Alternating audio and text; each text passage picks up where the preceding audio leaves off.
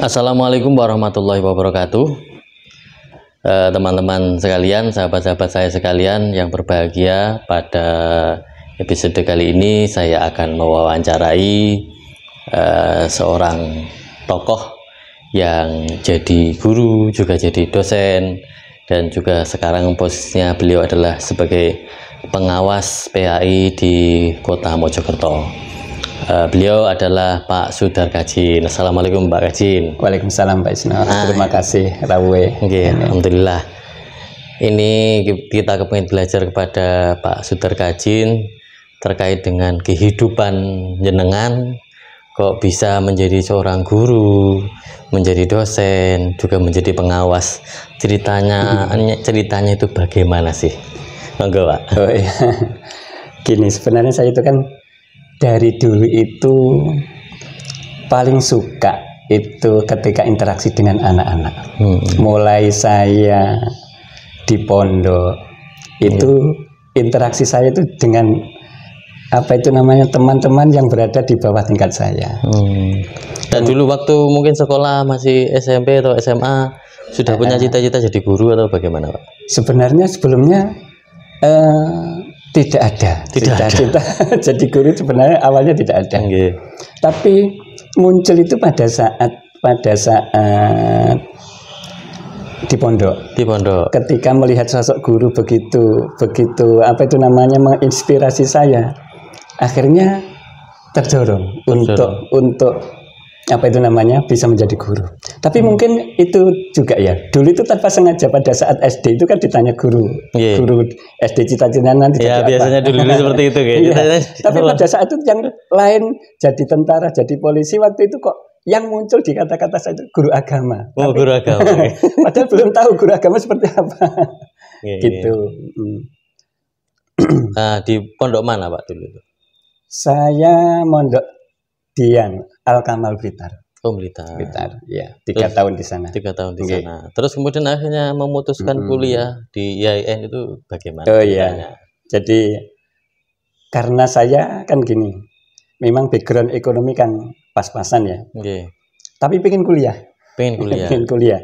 Nah, karena tidak ada biaya, pengennya waktu kuliah itu bisa sambil kerja.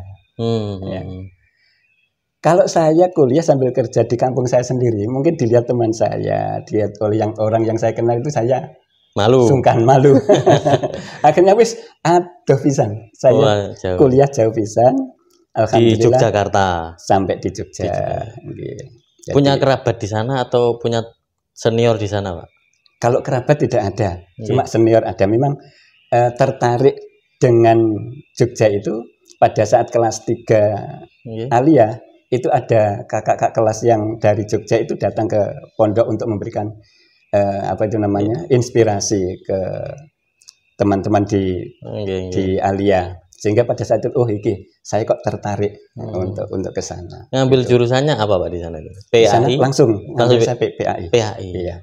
Nah, kebetulan saya juga minat ke Jogja itu karena kepingin mondok juga. Mondok di mana kalau di Jogja? Waktu itu di Kerapiak. Kepinginnya saya di Kerapiak. Jauh antara Kerapiak dengan IAIN Jogja? Kerapiak dengan IAIN itu kurang lebih antara 8 sampai 10 kilo. Jenengan naik sepeda motor atau bus bundi? Itu saya punya cerita Pak Seno. Saya waktu SD kelas 6 itu diajak oleh ayah saya ke Pasuruan. Beliau itu pengen memperkenalkan saya dengan salah satu ulama yang karismatik di Pasuruan. Tapi saya di sana itu tidak langsung diberitahu untuk diperkenalkan, tidak. Tapi saya di sana itu diajak ke temannya ayah saya. Itu yang punya usaha jualan es lilin. Nah, saya dititipkan kepada beliau untuk jualan es lilin. Jadi selama bulan puasa itu saya tiap hari kalau pagi itu biasanya saya di seputaran stasiun Pasuruan itu, pasar stasiun Pasuruan, keliling jualan es lilin. Nah, sore menjelang maghrib itu saya berangkat ke Masjid Agung. Masjid Agung jualan di alun-alun. Sampai nanti jam 9 malam baru pulang. Biasanya sholat tarawih itu tempat esnya saya taruh di bawahnya beduk di Masjid Pasuruan itu. Baru nanti setelah selesai sholat tarawih saya pulang. Nah, hasil dari saya jualan es itu, saya hitung waktu itu ada kurang lebih ada 12.000. 12.000 waktu itu banyak sekali. Banyak sekali. 12.000 itu saya masih ingat, 8.000 itu saya belikan kambing. Loh, kambing harganya 8.000. Harganya 8.000. Saya belikan kambing. Nah, kambing saya pelihara sampai saya lulus sanawiyah. Begitu lulus sanawiyah, kan apa itu namanya?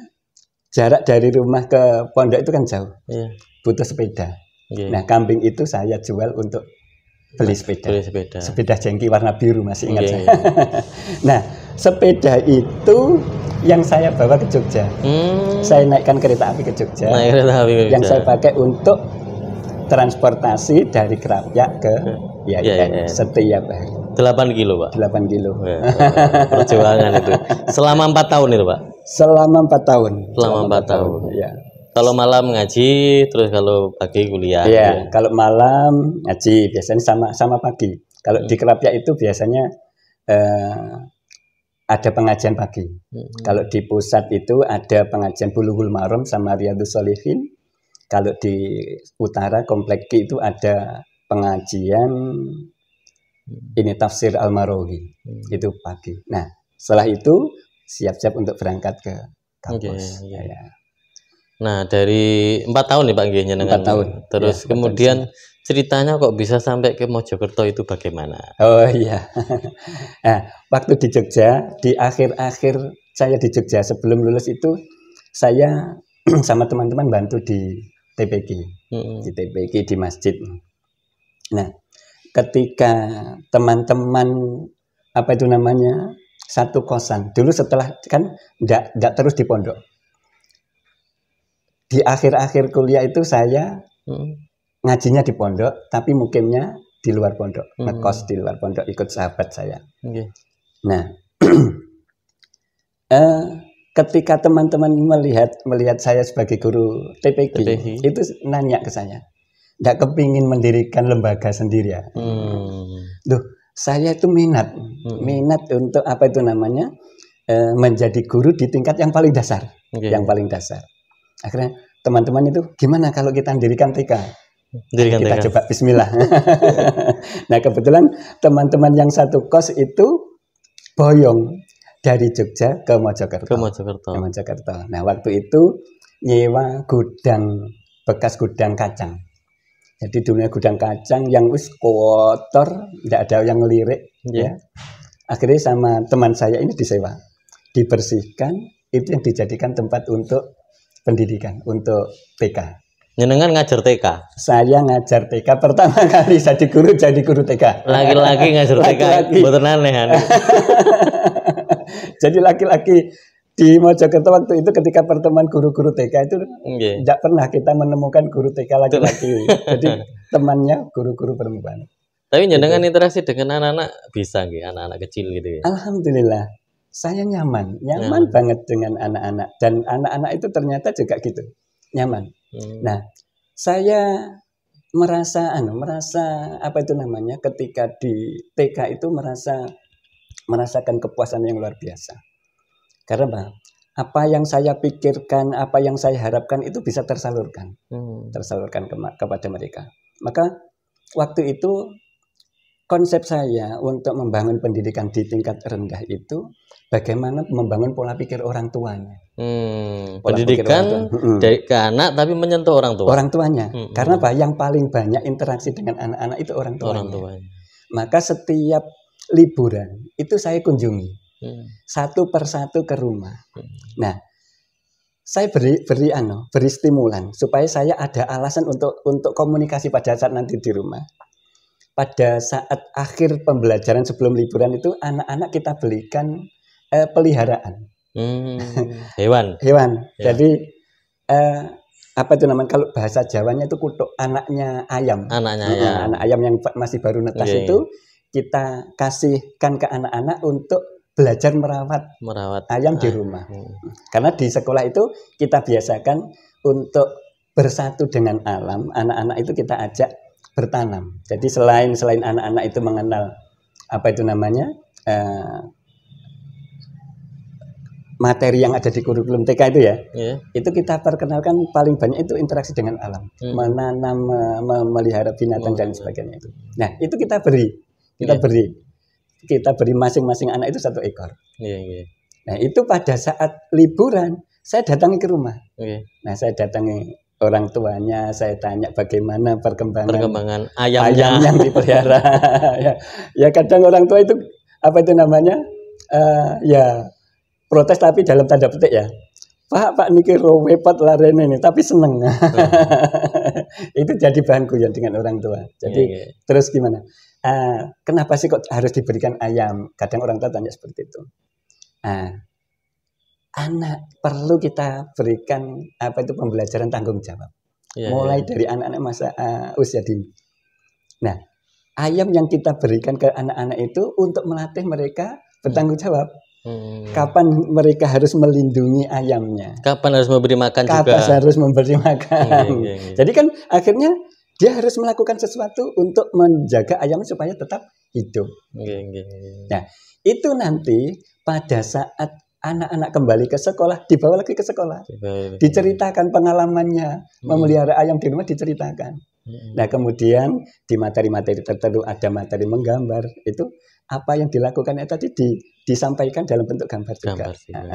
Jadi imajinasi anak juga ini ya. Betul. Keren. Jadi saya merasa apa itu namanya puas banget ketika ngajar di TK. Sampai begini Pak Isno. Pada akhir pembelajaran selama 2 tahun itu, ketika kita mau mengembalikan anak-anak ke orang tuanya, saya sedikit berikan sentuhan ke orang tuanya. Jadi sentuhan-sentuhan pembelajaran di sekolah yang seperti ini tadi selama 2 tahun, kami titip untuk diteruskan di rumah, supaya nanti apa karakter-karakter yang sudah kita bentuk itu bisa tetap berjalan. Nah tapi ketika saya sentuh seperti itu, justru dampaknya orang tua nangis semua. Nangis semua apa? Mau minta ada kelanjutannya. Karena waktu itu masih kan baru pertama kita mendirikan itu. Masih TK saja. Masih TK saja. Jadi banyak orang tua yang menghendaki, Pak, gimana kalau ada kelanjutannya supaya apa? Konsep yang sudah dibentuk ini tetap bisa berlanjut. Karena kami di rumah belum tentu bisa mengawal apa yang sudah ditanamkan di TK tadi. Alhamdulillah dengan susah payah ada ya orang tua dari sahabat ini yang mewakafkan tanah beliau sekalian bangunannya untuk mendirikan lembaga MI. Iya, alhamdulillah waktu itu tahun 99. MI Semesta ya. MI Semesta. Ya. Kenapa kok diberikan nama MI Semesta ya? Karena itu tadi, kita hidup itu tidak lepas dengan uluran tangan semesta. Kita hidup itu bersama dengan semesta.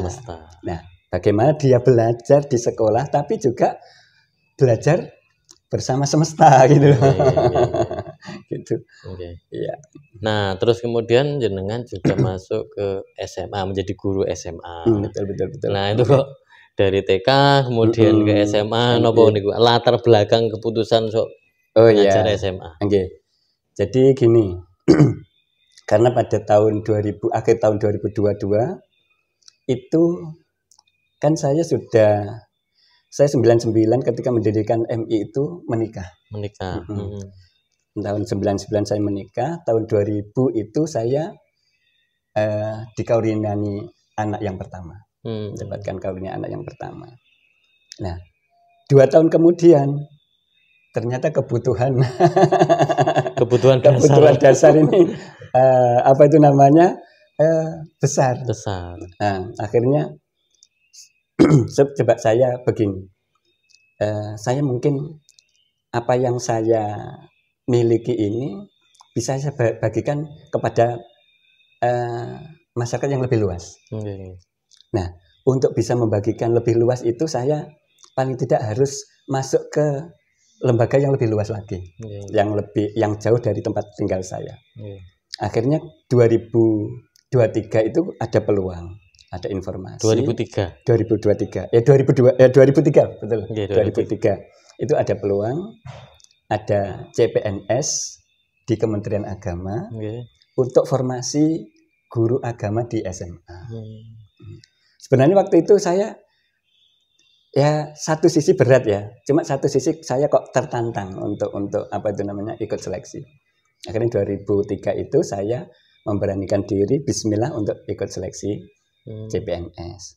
Alhamdulillah di bulan, kalau tidak salah itu bulan September 2003 itu pengumuman pendaftarannya, Oktobernya pengumuman penerimaannya, SK saya turun per tanggal 1 Desember 2003. Itu akhirnya saya diangkat jadi PNS di Kementerian Agama yang ditugaskan di SMA 3. SMA Negeri 3. Ya, tuh. Di SMA Negeri 3 sampai tahun berapa, Pak? Saya di SMA 3 itu dari 2000, waktu itu karena 2003 masih baru menerima SK ya, saya aktif di SMA 3 itu 2004-nya. Dari 2004 sampai 2011. Hanya saja ada jeda. Waktu itu tahun 2007 kebetulan saya dapat tugas belajar beasiswa dari beasiswa dari Kementerian Agama untuk melanjutkan S2 di IAIN Semarang. Jadi 2007 sampai 2009 off, 2009 kembali lagi ke SMA 3 sampai 2011. Terus ceritanya juga jenengan tidak sekedar jadi guru tapi juga jadi kepala sekolah gitu, Pak. Oh iya. Kepala sekolah di SMA PGRI 2. Nah, ceritanya bagaimana kok bisa memutuskan jadi kepala sekolah? Oh iya. Jadi kan gini. Selain saya ngajar di SMA 3, dulu di lokasi SMA 3 itu siangnya ada SMA swasta, yaitu SMA PGRI 2. Nah, tahun 2006 saya diminta oleh kepala SMA PGRI 2 itu untuk menjadi guru agama di SMA PGRI 2. Jadi selain paginya ngajar di SMA 3, sorenya ngajar di SMA PGRI 2. Kemudian tahun 2011 ya. Setelah saya kembali dari Semarang, kembali ke SMA 3 dan sorenya di SMA PGRI 2. Kebetulan waktu itu ada apa itu namanya? Kekosongan kepala sekolah. Karena kepala sekolah SMA PGRI 2 waktu itu diangkat sebagai kepala sekolah di SMA Negeri 2, Pak Giono. Ya. Nah, waktu itu ada apa itu namanya? Regenerasi. Ada regenerasi. Ya, kepala sekolah kan kita diambilkan dari guru-guru SMA PGRI 2. Waktu itu diadakan pemilihan. Nah, pada saat pemilihan kok dilalah. Saya kok ketiban sampur. Akhirnya sebenarnya saya berat juga itu sebenarnya. Karena saya masih muda, sementara masih banyak guru-guru senior. Saya angkat dulu, Pak. Tadi bedanya jenengan ngajar sama TK, kemudian ke anak-anak SMA itu bedanya apa? Iya. Di TK itu yang paling utama itu adalah pembentukan karakter. Pembentukan karakter. Nah, pembentukan karakter itu pembiasaan terus. Pembiasaan. Dan anak itu ketika kita berikan pembiasaan dan menurut mereka nyaman, itu mereka mengikuti. Mereka mengikuti. Nah, di sini yang saya merasa nyaman. Jadi batinnya itu masih bersih anak-anak itu. Jadi mudah menerima. Masih fitrah lah. Masih fitrah. Ya. Fitrahnya masih kuat. Hanya saja kan secara berpikir nalarnya masih terbatas. Nah, kita tarik sedikit supaya nalarnya itu bisa berkembang dengan benar. Nah, sementara kalau di SMA kan loncat ya, dari TK, MI, kemudian loncat di SMA. Nah, saya melihat begini, ketika pertama kali ngajar di SMA itu saya melihat anak-anak SMA itu sudah masa transisi menjelang dewasa. Remaja sudah sedikit terlewati, dia sudah menjelang memasuki masa dewasa. Otomatis nalarnya sudah meskipun belum apanya sudah mulai terbentuk. Nah, di SMA itu saya senangnya saya bisa interaksi dengan anak-anak itu menggunakan nalar. Jadi memperkenalkan agama itu bisa melalui nalarnya. Karena apa? Nalarnya sudah bisa menerima apa itu namanya idiom-idiom, istilah bahasa-bahasa agama. Itu bisa menerima. Makanya waktu itu saya selalu berbicara dengan anak-anak itu di awal pertemuan mesti apa itu namanya? Saya ajak untuk membuat kesepakatan. Cara pandangnya terhadap agama itu bagaimana? Supaya apa? Saya enggak menyampaikan sesuatu nanti yang hilang begitu aja. Kalau mereka punya persepsi yang sama dengan saya dan saya bisa masuk melalui persepsi itu, mudah-mudahan apa yang saya sampaikan itu bisa membuka cara berpikirnya, membuka perasaannya, sehingga dia bisa menerima agama itu sebagai bagian dari hidupnya. Makanya saya kalau di SMA itu senang seperti itu. Saya ajak melalui nalar. Nah itu tadi yang saya kembali di kesepakatan atau membangun persepsi bersama di awal pembelajaran itu saya mesti sampaikan di anak-anak. Persepsi kalian tentang agama itu apa sih sebenarnya? Gitu. Baru kemudian digiring ya sesuai nalar mereka. Gitu. Baru saya persepsi seperti ini. Kalau saya persepsi seperti ini, alasan saya seperti ini. Kalian punya persepsi seperti itu, alasannya apa? Kalau saya persepsinya seperti itu, kira-kira menurut kalian bisa diterima enggak? Ternyata mereka mengatakan bisa diterima. Oh, kalau bisa diterima, oke, berarti nanti kita belajar agama itu melalui ini, dari persepsi yang sudah kita samakan ini, nanti kita pertama otomatis karena agama itu adalah tuntunan dari Tuhan. Sedikit demi sedikit di pembelajaran agama itu, ayo mengenal Tuhan, mengenal Tuhan melalui, makanya di materi SMA kan ada materi Asmaul Husna. Gitu. Nah, jenengan ternyata komplit juga ngajar TK, ngajar MI. Ngajar SMA, juga ngajar SMP juga kan pada akhirnya. Pernah ngajar di SMP 1 gitu. Iya, betul. Nah, untuk yang SMP ini bagaimana? Oh iya. Baik. Jadi ketika 2011 ya, tadi saya sampaikan 2011 itu saya masih di SMA 3. Nah, pada saat itu Kementerian Agama butuh tenaga untuk mengisi kekurangan guru agama di MAN. Nah, sehingga pada saat itu saya diberi tugas ke MAN untuk ngajar di MAN.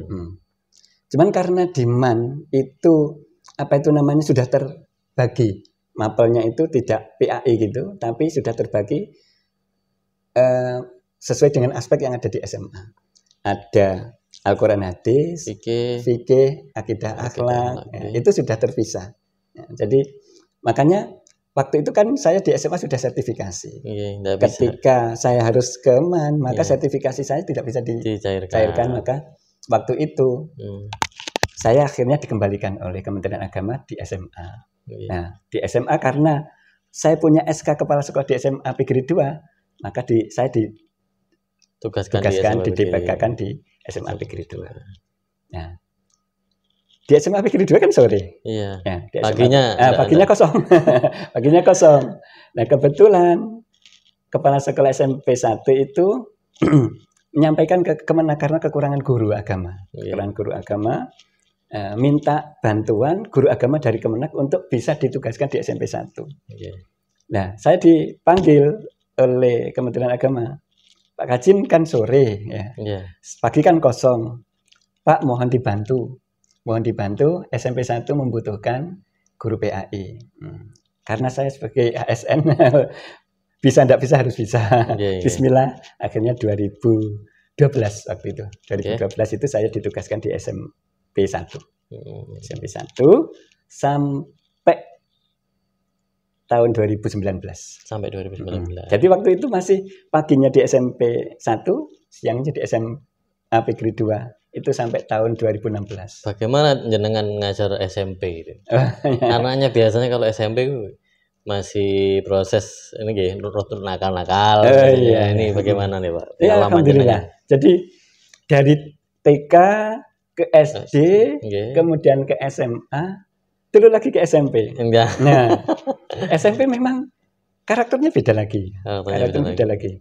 Kalau di SMA tadi dia sudah mulai meninggalkan masa remajanya, sudah dewasa.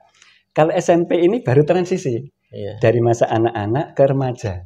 Jadi secara secara nalar juga masih butuh proses yang panjang ya. Nah di situ saya mencoba mencari format lagi, format lagi.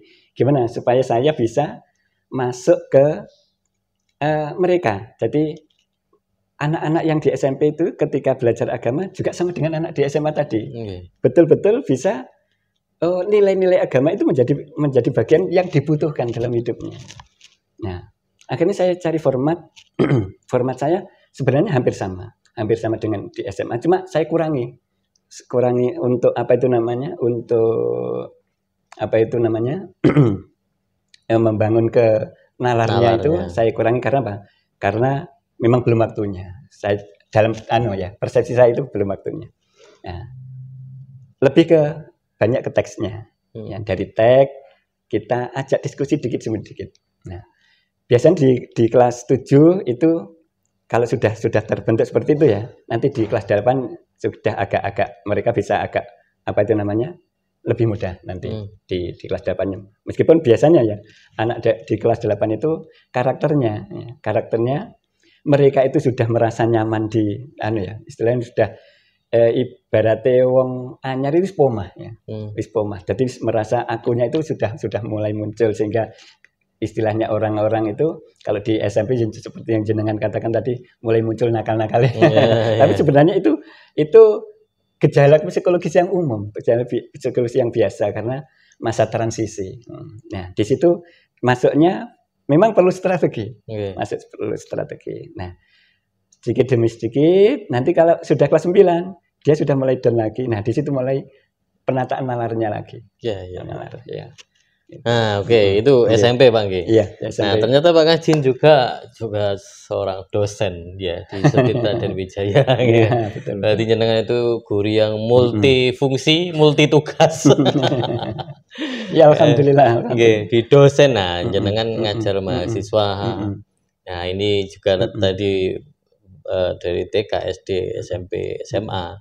Kalau di mahasiswa bagaimana, Pak? Baik. Nah, ini yang lebih menarik lagi ketika kita sudah belajar bersama dengan anak-anak yang sudah dewasa. Apalagi ketika kita di perguruan tinggi, mahasiswanya mayoritas itu siswa-siswa yang berasal dari pesantren. Jadi secara konten keagamaan cukup, tinggal narik ke metodologinya aja. Ternyata pengalaman saya sebagai guru TK, guru MI, guru SMP, guru SMA itu sangat membantu. Karena apa? Karena kan saya berbicara kepada calon guru. Maka saya bisa menceritakan. Bagaimana ketika saya menjadi guru TK dulu, apa yang harus saya lakukan? Karakternya anak TK seperti apa? Nah, kalau nanti kalian menjadi guru TK itu yang harus seperti ini. Anaknya karakternya seperti ini. Begitu juga ketika nanti berhadapan dengan anak SD MI. Itu karakternya seperti ini loh. Nah, materinya seperti ini, pendekatan seperti ini, perilaku anak seperti ini, saya bisa berbicara. Karena apa? Saya mengalami. Mengalami. Jadi saya senangnya apa? Saya menyampaikan, ya ada teorinya. Tapi teori itu saya sampaikan didasari dengan fakta. Dengan lapangan. Iya. Pengalaman saya ketika ngajar TK, ngajar MI, ngajar SD. Karena pernah ngajar SD juga, meskipun tidak lama ya. Jadi di SMP seperti ini, SMA seperti ini. Ya, karakternya masing-masing berbeda. Nah, bagaimana kita mengajarkan agama ke mereka?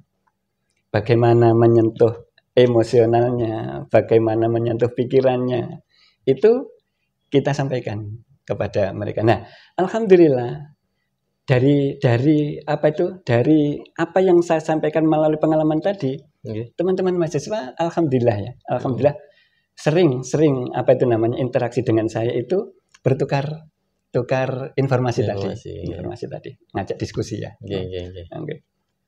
Nah, selain juga dosen, jenengan juga ditugaskan oleh Kementerian Agama Kota Mojokerto ini menjadi pengawas nggih.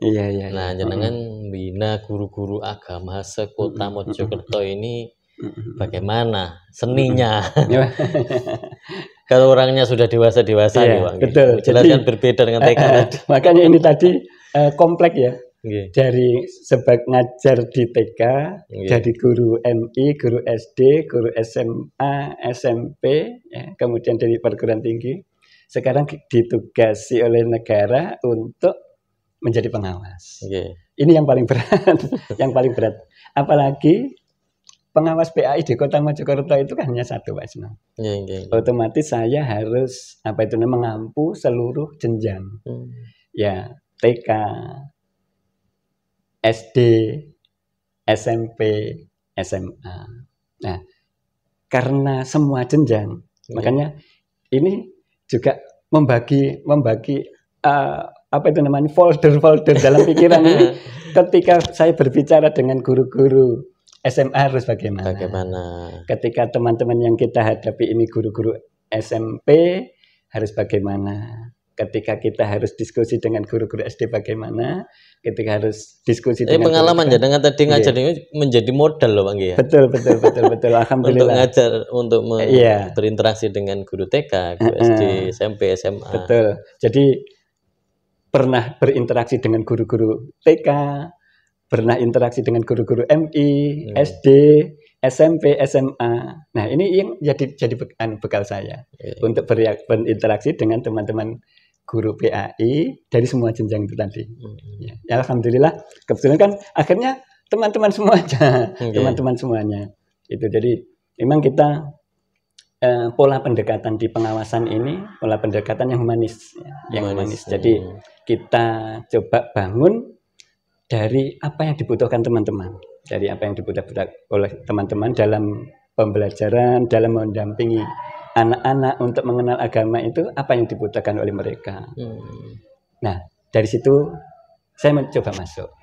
Barangkali dari pengalaman-pengalaman yang pernah saya dapatkan ini bisa membantu mereka untuk mengatasi permasalahan-permasalahan di lapangan. Pembicaraan yang sangat bermanfaat dan berkualitas sekali untuk memberi kita guru-guru dengan berbagai informasi tersebut, kita kepingin berharap pendidikan ini semakin lama semakin berkualitas. Amin. Apalagi dengan adanya kurikulum merdeka, ini sebuah tantangan banget. Nah, menurut jenengan kira-kira guru-guru yang ada di Mojokerto, khususnya guru PAI ini, menuju guru yang berkualitas itu dos pundi, Pak? Alhamdulillah, saya melihat dari upaya teman-teman dari interaksi selama ini ya dengan teman-teman di sekolah itu motivasinya luar biasa.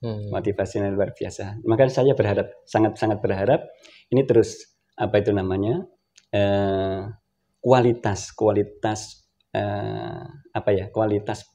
pendampingan guru-guru PAI kepada peserta didik itu kualitasnya terus kita tingkatkan, mulai dari diri sendirinya ditingkatkan supaya layanan pembelajaran kepada peserta didik itu terus meningkat. Kalau nanti kualitas pembelajarannya itu meningkat, otomatis kan peserta didik ini nanti di tahun sekian itu mengalami peningkatan juga dalam hal pemahamannya tentang agama. Itu yang kita harapkan. Kalau pemahaman agama sudah baik, itu secara otomatis akan berbanding lurus dengan perilaku. Yang kita harapkan seperti itu, meskipun kadang tidak terjadi seperti itu, tapi kita harapkan seperti itu. Jadi ada peningkatan perilaku. Terima kasih Pak Kajin atas perbincangannya. Sama-sama Pak Isno, terima kasih. Mohon maaf ya bila apa yang saya sampaikan ada khilaf dan salahnya. Sami-sami. Sekian sahabat-sahabat sekalian, perbincangan kita dengan Pak Sunter Kajin. Insya Allah kita akan berbincang-bincang dengan banyak elemen, kita belajar kepada banyak orang, Dan pada episode ini kita belajar kepada Pak Sutur Kajin dengan pelajaran-pelajaran dengan pengalaman-pengalaman yang sangat banyak sekali. Nah, mudah-mudahan ini menjadi inspirasi bagi kita semuanya untuk meningkatkan kualitas pendidikan kita. Sekian, amin. Assalamualaikum warahmatullahi wabarakatuh. Waalaikumsalam warahmatullahi wabarakatuh.